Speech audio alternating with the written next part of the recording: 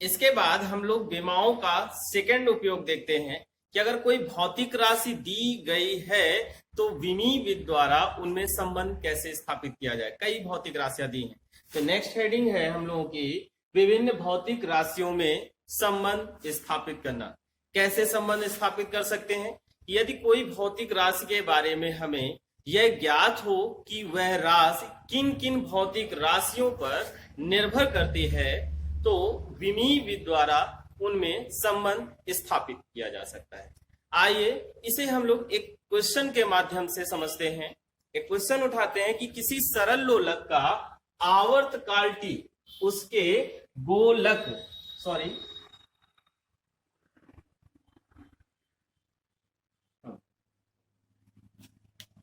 उसके गोलक के द्रव्यमान स्मॉल m, धागे की लंबाई l और वृत्तीय त्वरण g पर निर्भर करता है, तो इसका आवर्तकाल हमें ज्ञात करना है विमी विधि द्वारा।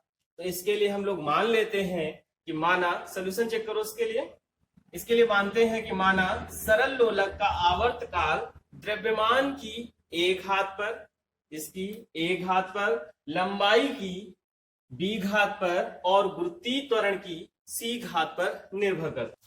चेक करते हैं इसके लिए। t निर्भर कर रहा है, किस पर निर्भर कर रहा है? द्रव्यमान m की a घात पर आपने मान लिया है, लंबाई की b घात पर और वृत्तीय त्वरण g की c घात पर निर्भर करता है। समानुपाती क्यों लगाया?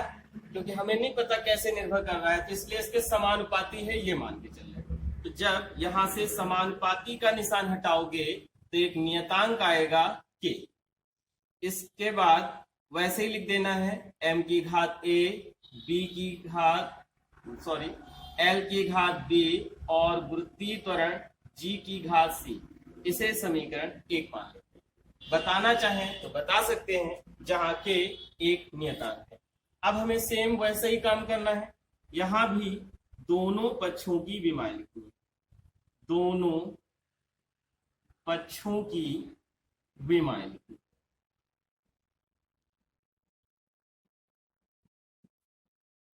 लिख देते हैं।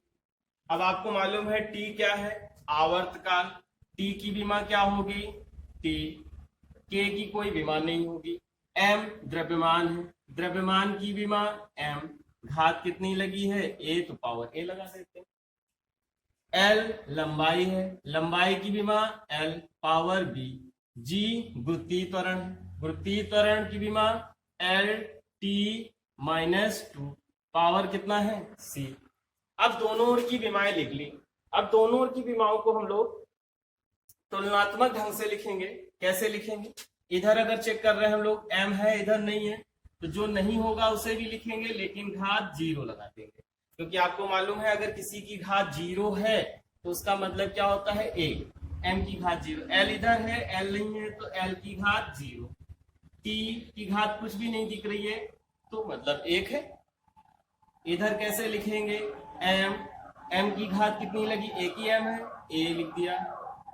l, यहाँ l की घात कितनी है? b, यहाँ l की घात कितनी हो गई? c, होल ब्रैकेट में लिखा है, तो l की घात भी c है और इसकी t की घात -2 की घात भी c है, तो l एक c घात ये हो गई, l की घात b, गुणा में घातें जुड़ जाती हैं, तो क्या लिखेंगे? l b + c और t की घात -2 तो ऑलरेडी था और घात की घात हो तो गुणा, तो 2c। अब हमें क्या करना है? दोनों ओर घातों की तुलना कर दो, दोनों ओर घातों की तुलना करें।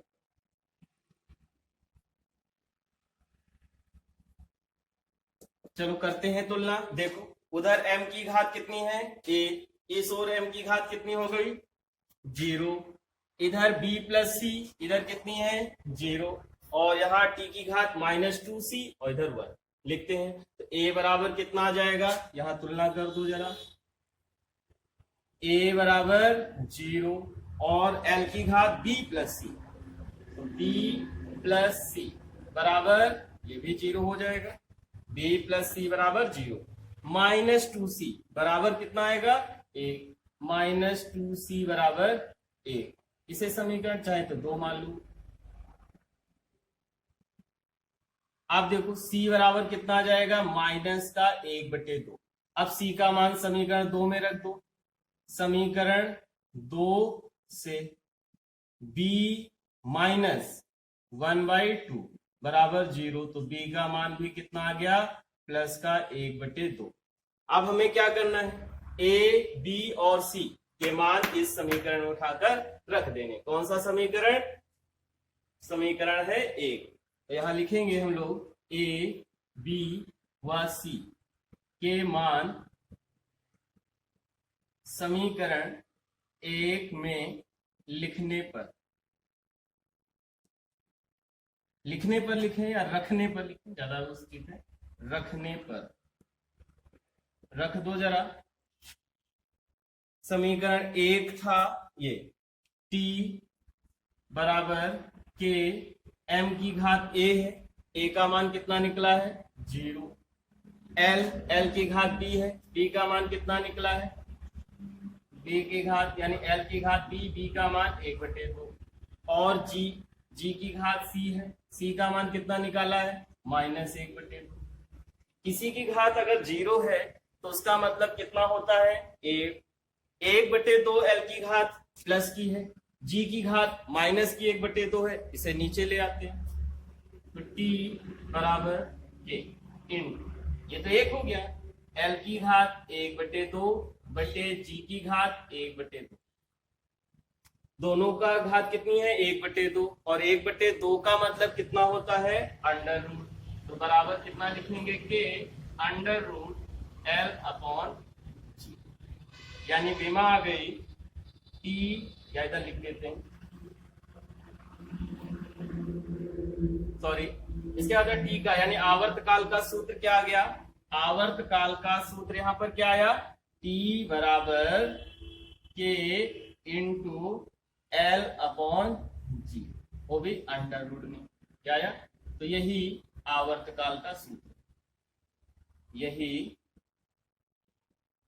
आवर्त काल का सूत्र।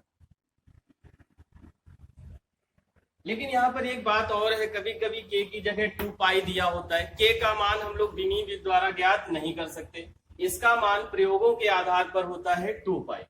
तो यहां लिख सकते हैं प्रयोगों के आधार पर